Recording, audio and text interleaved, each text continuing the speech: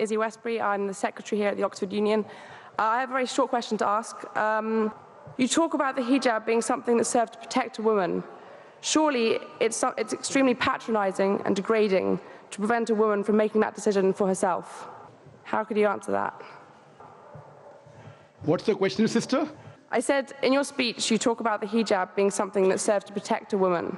But how is it not extremely patronising and degrading in not allowing the woman to make that decision herself? Sister posed a very good question, that when I say that hijab is required for a woman, isn't it not degrading for the woman to patronize it? Isn't it degrading? If you read the Quran and Islam has prescribed hijab. That means the woman should be covered. The only part that can be seen are the face and the hands up to the wrist. This is for the modesty. And it is not only mentioned in the Quran, it is also mentioned in the Bible. If you read the Bible in the 1 Timothy, chapter number 2, verse number 9, it says that women should be dressed up with shamefacedness. They should be dressed up with sobriety and should not wear braided hair or gold or pearls. It's further mentioned in the 1 Corinthians, chapter number 11, verse number 5, 6. The woman that does not cover her head, then she dishonors her head. Her head should be shaved off. Anyway, I don't agree with this. I'm just quoting you from the Bible. Same way, if you go to the Vedas, it says that the woman should cover the head. So all the religious scriptures, they talk about the woman covering their head. It is for modesty. It is not to degrade the woman. And if you analyze, there was allegation made against me saying that Dr. Zakir Naik says that if they don't wear hijab, that if you wear Western clothes, there are chances the woman will be raped. It is a misquotation again. What I said, that if women wear revealing clothes, they have more chances of being raped. What I was doing, the same newspaper, Sunday Times, which spoke against me 1 year before, on the March of 9th, 2009, Sunday Times carried an article. In Britain, 1 out of 7 feel that the women who wear sexy revealing clothes, she should be hit. I'm sorry, I don't agree with it. This is the statistics that was given in the Sunday Times on the 9th of March 2009, that in Britain, 1 out of 7 Britishers believe that the women who wear revealing and sexy clothes should be hit. I disagree with this.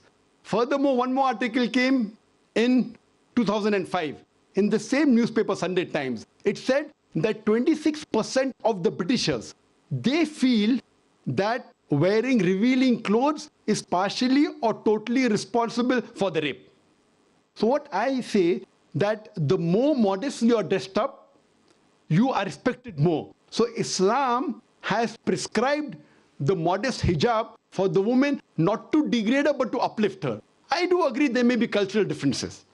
Islam cannot force anyone to adopt it. There are cultural differences. For example, I'll give you an example. That some societies, what they feel, that even looking at a woman is immodest.